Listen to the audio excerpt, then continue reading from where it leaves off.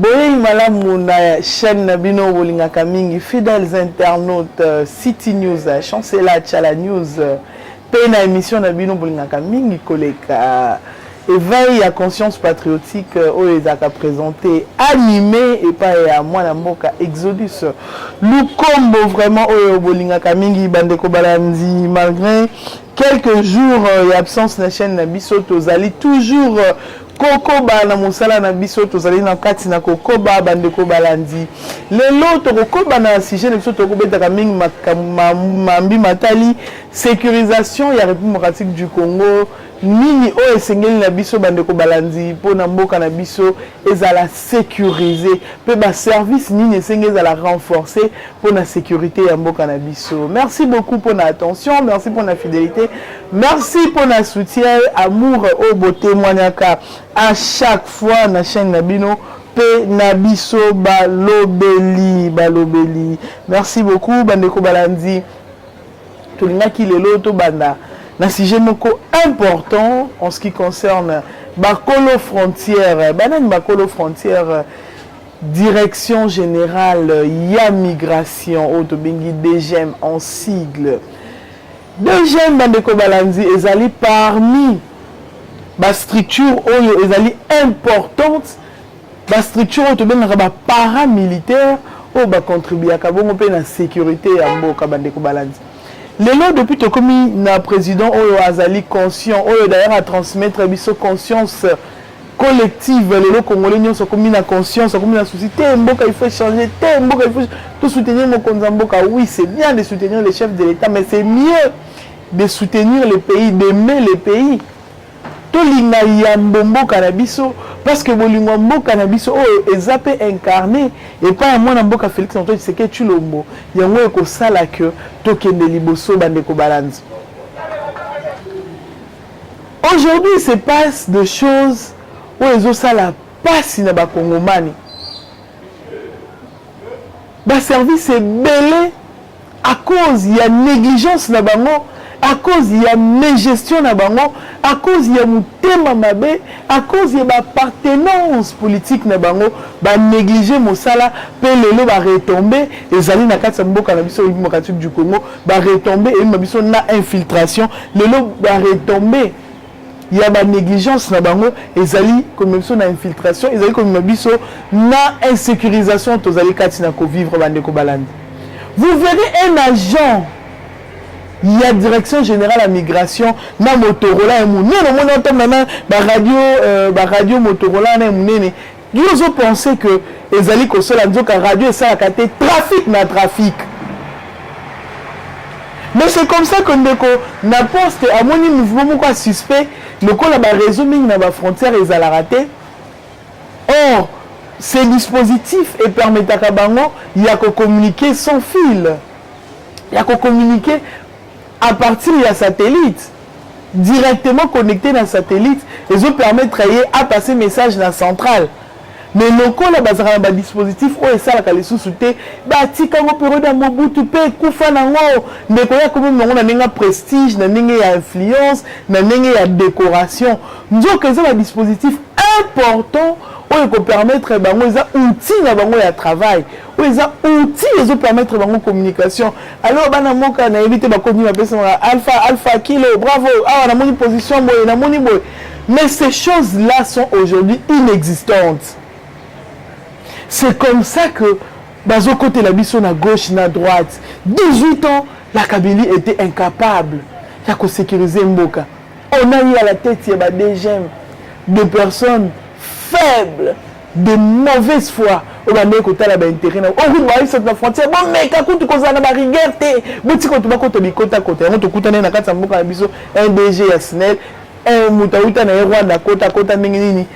DG na frontière à éviter. Na bandeli sous koloba to mona ki atango état de siège bandaki ningi edaki biso to comprendre. To mona bato sous chinois kota na passeport congolais to tout na zone nationalité. Est-ce que la démarche est qui m'a là ou pas comme à niveau est-ce que c'est par acquisition, est-ce que au moment qu'on s'est posé mille et une questions et tout n'a pas craqué na tika. Mais ça c'était avec des personnes inconscientes. Aujourd'hui nous avons un président amoureux de son pays, un président bosseur et travailleur. Oh, le comme si Congolais sont bosseurs et travailleurs, comme si Congolais sont a comme un souci, préoccupation première à Congolais et comme mboka na biso to vivre kimia, mboka na biso stabilité kota pe kota. Aujourd'hui, avec le président que nous avons, en toute conscience, pe amour na pour na mboka. Au comment la direction DG ma comment on a le quoi azali kolo ya titel na azali ministère intérieur. DG ma comment le roi yende asimbi intérieur les âmes beaucoup na ye. Les gens se donnent la peine, beaucoup de peine. Les gens alors se donnent beaucoup de peine. Pour la konduka partenaire libanda, tu vas nous te sécuriser réseau na biso, nous te sécuriser la frontière na biso. Les gens se poumonnent, les gens travaillent. Il y a des gens qui sont des travailleurs, alors des grands travailleurs qui font des centres, qui rentrent en contact par-ci par-là avec des partenaires vraiment expérimentés. La télégraphie sans fil. Tout le monde va continuer en contact. Tu dois la la sécuriser. Tu dois la frontière, la sécuriser. Le service militaire, le service sécurité, puis le service autour de la sécurité. Parce que déjà à la base, déjà mes alliés qu'on dépendre du ministère de l'Intérieur et décentralisation, ministère de la sécurité intérieure. Ezaka.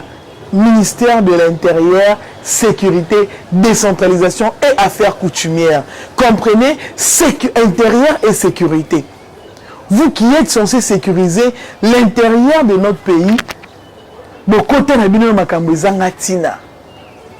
les gens effectuent des missions, mais après, ralenti na makambu, lourdeur na makambu, boycotter. Les gens se donnent la peine, ils se déplacent, ils vont faire des missions, ils rentrent avec des propositions, des recommandations. Au tali rapport à Moutoubissé, c'est un rapport costaud. Il suffit seulement de rentrer en contact avec ses partenaires. Et l'argent viendra même du gouvernement. Pour la sécurité à Mboko, on a déjà vendu les dossiers. Déjà vendu les dossiers. Je sais qu'après cette émission, on a déjà attaqué. Mais nous parlons de la sécurité de notre pays. La constitution malgré mais ils appellent la constitution et le bien entre autres souveraineté à Mboka Biso et Zabiso peuple congolais. Donc un DG n'est pas supérieur qu'un communicateur. On a dénoncer. Jean est déjà aux hommes il apparaît dispositif télégraphique sans fil aux hommes qui t'ont mata et ça la réseau et ça le bakate satellite bon ça dans le coutu et ça la synchronisé té ba de telle sécurité to vivre à la mboka pendant ce temps déjà aux chef de l'état c'est là tombe nommé bino c'est là bino le travail est bien fait vous le faites rien besoin quand vous côté mboka na 5 aux mboka down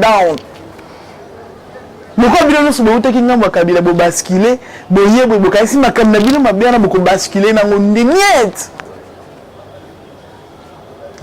alors niet le nombre de commissions qui va nommer sur ordonnance comme on le roi super homme non on te nomme pas pour que bakate d'accord porter armes non bonheur non vous êtes nommé pour travailler.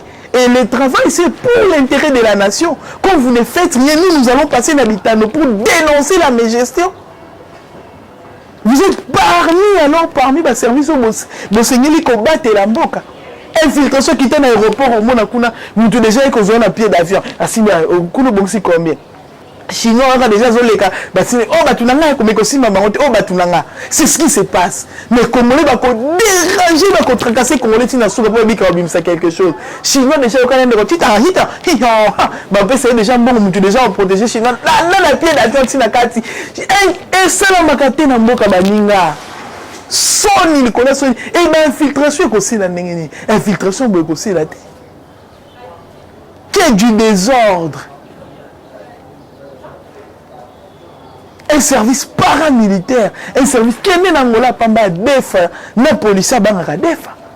Na policier police ya frontière PF, azobanga defa pour que yende mukolo frontière mais biso a policier a comment na likolo ah non ça fait très mal, ça fait alors mal. Les gens préfèrent vivre dans les mal plutôt que voir les choses changer.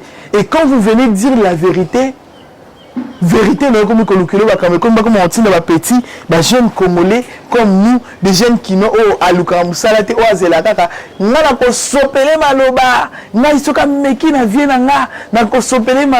c'est pourquoi même vous avez remarqué que depuis un certain temps, j'ai arrêté de prester avec des personnes qui me créaient des problèmes. Parce qu'on commençait même à utiliser des personnes qui m'entouraient.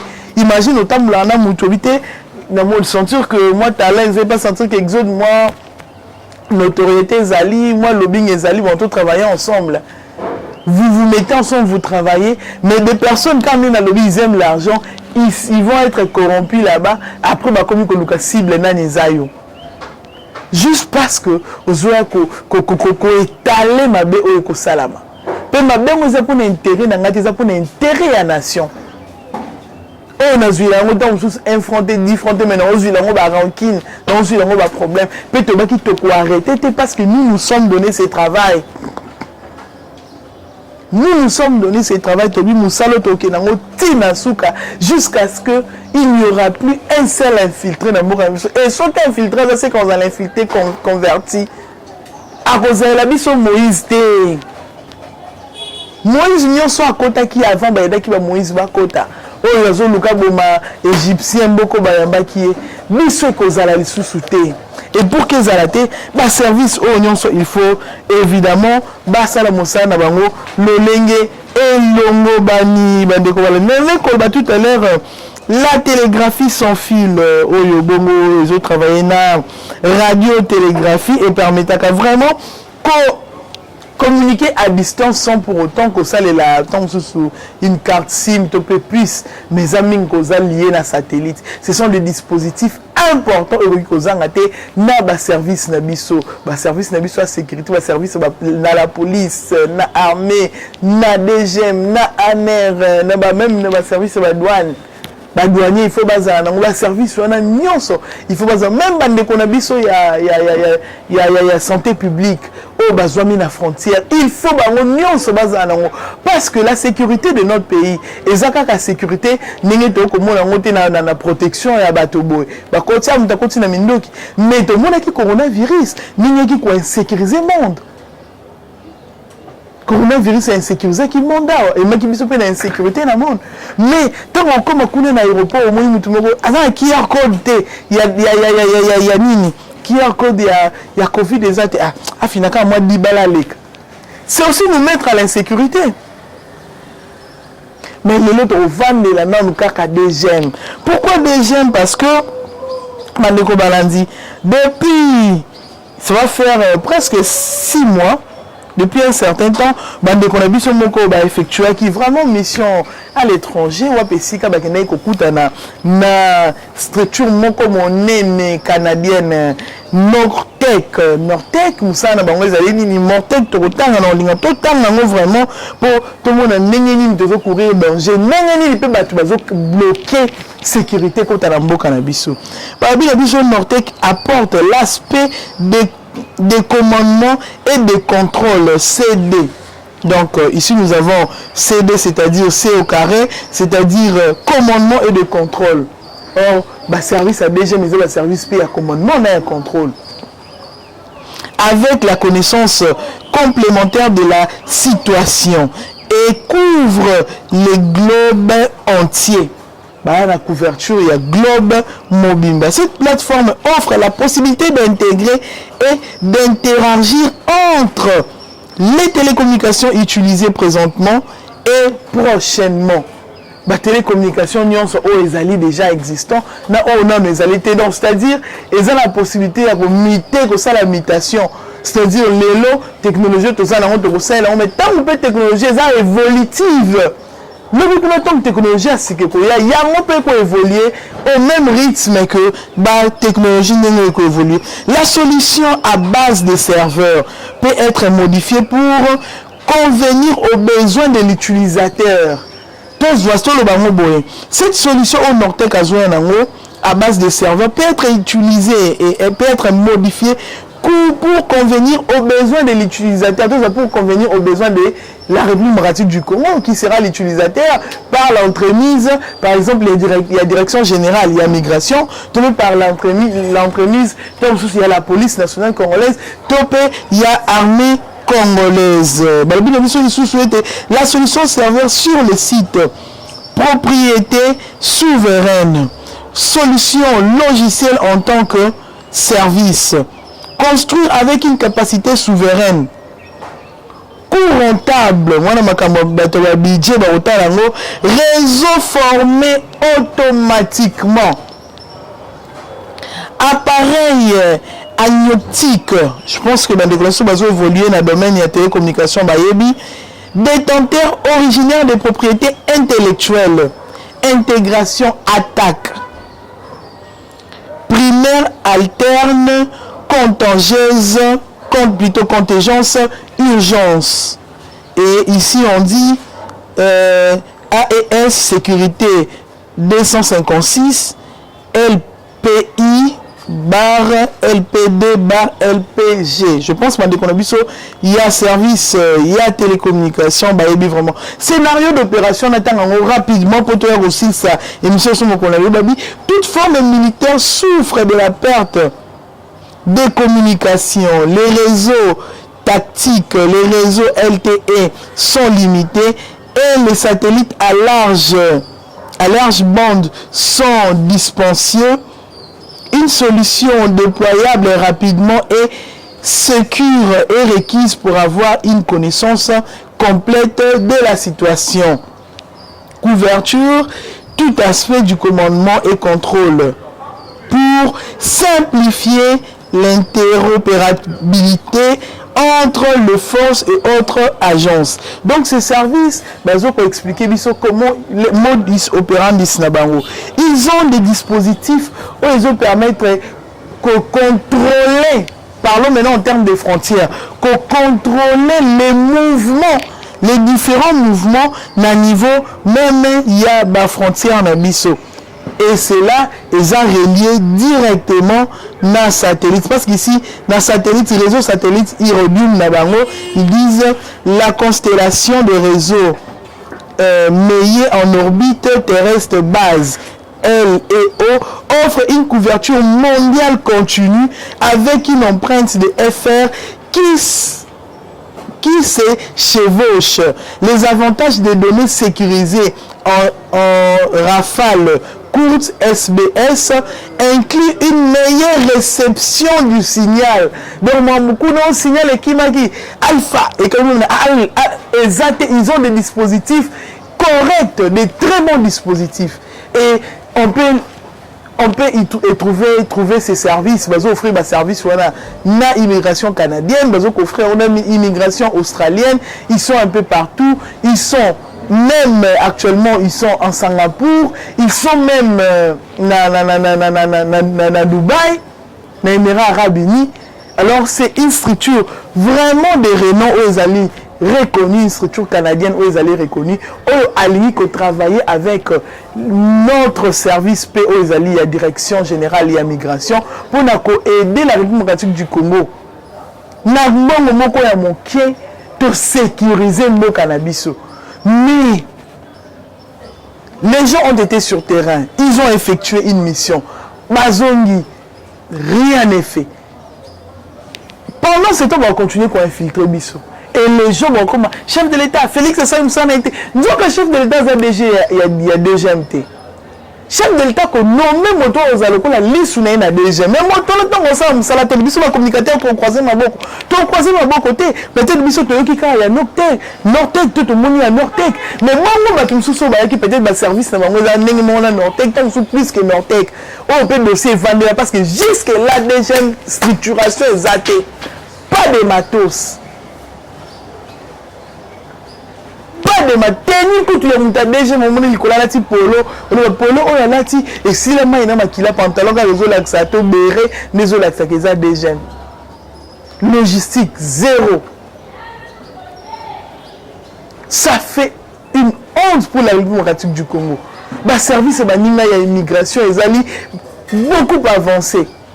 Oh baza kuna posa ba poser question te ozo ki visa wa bokombi kaka otali appareil na bango iris mala moko bimisi ba information nyonso ozalaki nango otien empreinte mala moko bimisi ba ozo ki visa place bosaki mais biso tozana nous à l'ancienne faut y retourner non poste non tu viens de quel pays donc même ndenge bosaki escale nyonso wana baninga déjà ezalaka ni ba information nyonso eza na base de données mais biso tozana na ndenge kala where are you from na mutu ngo zo poser na yokaki sonne vraiment donc quand tu vois na mutu ngo ya déjà mazo poser question en anglais na mutu o ba poser question zo comprendre talinga lobani nyonso wana parce que olingi to mususu leki na yo mwana yaya na yo mwana na yo te likangu na onde asala ye asala na pas vraiment mbongo égalité des chances bolongo là tout moment ya mabe nyonso na ba structure à l'état alors ils allont te ba structure ezanga tina mais ba structure ya monnaie même si je ne favorise pas les mal mais ma structure sécuritaire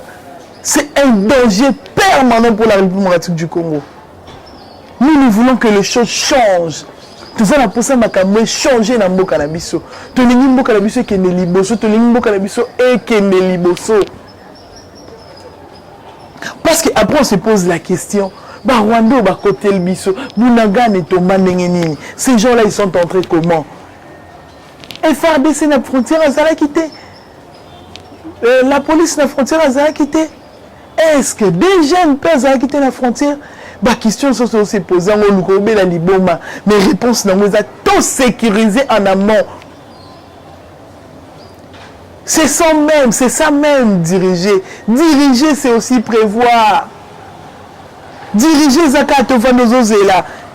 Mabe comme bon non, vous êtes nommé. Batingo tala directeur au banoma kuna na ICSN na Nord Kivu. Azwa na comme na ko héberger ba M23, ko liesaka na ba M23, ko ravitaillera ba M23. Ça ce n'est pas un dirigeant. Ça ce n'est pas quelqu'un qui peut être un exemple pour la nation. Tokotika teti na énergie na biso ya suka tozo bandela parce que mission zo benga éveil à conscience patriotique donc on a sa conscience patriotique ya ndeko moko na mosusu ko se bandeko soki yo moni ko za na solution moko ko apporter au proposer qui service boye au proposer qui bato boye que tala pour nous sécuriser mindelo na biso pour nous sécuriser mboka na biso na nazali na solution boye soki o moni bandeko balingo sala yango te dénoncer tindela biso ta belema la to ko loba to ko dénoncer. Mais ce sont des Canadiens. Ils ont les là-bas. Mais comment le Congo peut être infiltré, un pays aussi grand qui court un danger et son danger est permanent. Et ce danger est permanent. Pourquoi? Parce qu'ils ont 9 pays voisins. Et ils sont dans l'obligation de bien sécuriser les 9 frontières. Parce que moi, on a toujours partagé. On a partagé plus de 5 frontières. Si vous avez multiplié par les restes des pays, au monde qui est dans la frontière, et peut-être au-delà des 20. On a des économies, soit des jeunes obligés à sécuriser. Mais ces gens-là viendront avec une solution fiable, une solution rapide. Oui, quand vous avez des dispositifs, vous avez même un mouvement.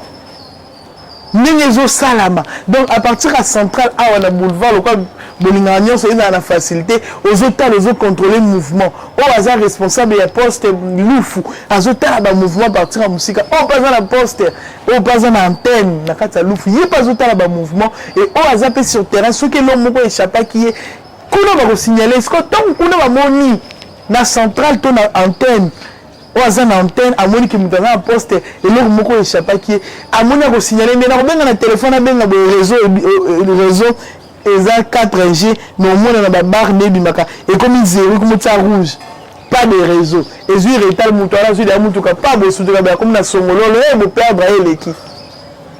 Mais quand on a ces dispositifs, il y a télégraphie wana radio, il y a communication, il y a sans fil, directement on a intercepté le mouvement à Bengi. Position, les membres ils ont clignoté. Parce qu'ils vont mettre des caméras qui seront reliées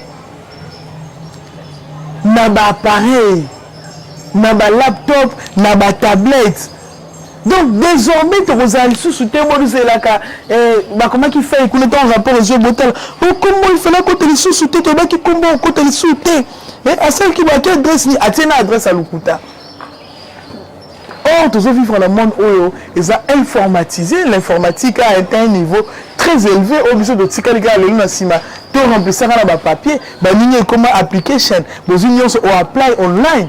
Aussi si application au commis au Kitine au Kitine à Dubaï, tu n'as même pas besoin de visa, écoute, tu vas tout dans ça pour ça on visa dans hôtel.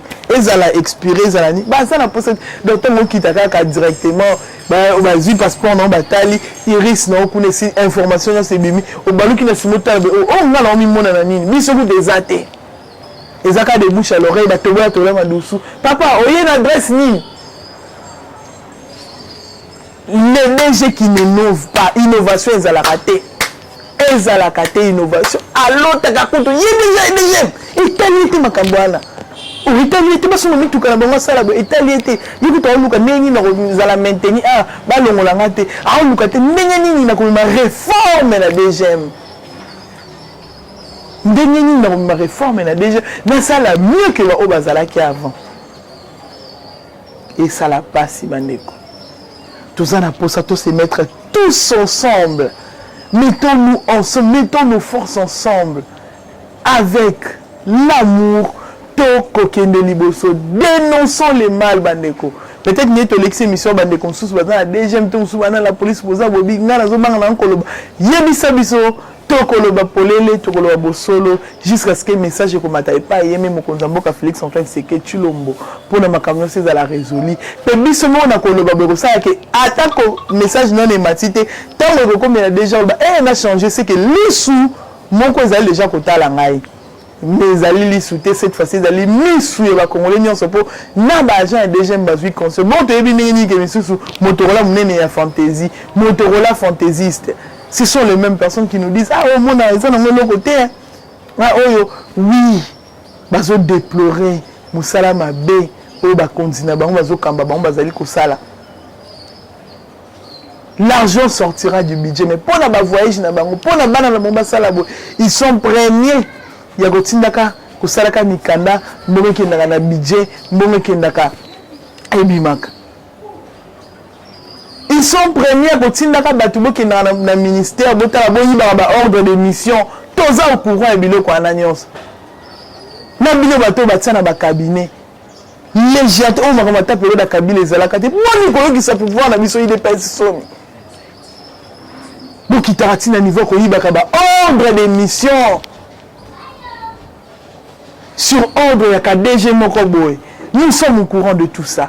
On est au courant de tout ça. Tout là que tant là-bas combo prochainement. Puis bon ça ils va prison. Des sanctions administratives faut à la suivi na bateau nous sommes en salle musala mabe na ba cabinet. Quand vous êtes dans les cabinets des ministres, il faut savoir vous comporter. Il faut savoir bien faire votre travail. Attention à sentiment Bandeko. Attention à sentiment. Les gens qui partent en mission, ce sont des personnes qui bossent. Peut-être que nous sommes en mission, nous sommes en néerlandais, nous sommes en Morenté. On se l'a un partenaire, mais nous sommes en en mission. Et qui n'aime pas comment on essaie de faire le arabe, nous sommes en réalité. Nous sommes en passe, nous sommes en mission. Ok, nous sommes en mission. Rapport éminé, nous sommes on se comme mission toi qui donc essayer de monter anglais bah tiens monter anglais yo maintenant ba good morning te on yemite mo ki keto ba bité ba tu vois qui me awa ba qui mo musika te ba qui tant sous kaka na Sao Tomé ah mais pour monter yebi portugais et puis ça ba ile ba tia yo yebete ba bondi te comme je tâche o yebite mais o ki keto ba le ba te ba qui mo kana Guinée Équateur awa. Buenos días, oye mi nema lo bate me ozoka keto congolais. Te, ye kene, belma kene, ye ba me akine mission na Libye. Libye za dans son boka zaki na guerre, mais ba ke peut-être pour la mission moko ya inspection, mission ya boye. Oye mi nema lo baka arabe, te italien peut-être bonjour, oye mi te me o ki ka keto. Changeons, congolais changeons. Il y a une initiative. Congolais changeons, il faut tout changer, Bandeko. il faut tout changer pour la mboka na biso et tout moment tout ça bolingo boso ya mboka to linga la peto sa musana biso le lengo longo ban c'était Exodus Lukombo au bolingaka plus 243 89 97 67 078 plus 243 89 97 67 078 to tanga ba komba to ba ordre d'émission de prochainement to kutani ceux qui nous ont gardé biso tous en vie.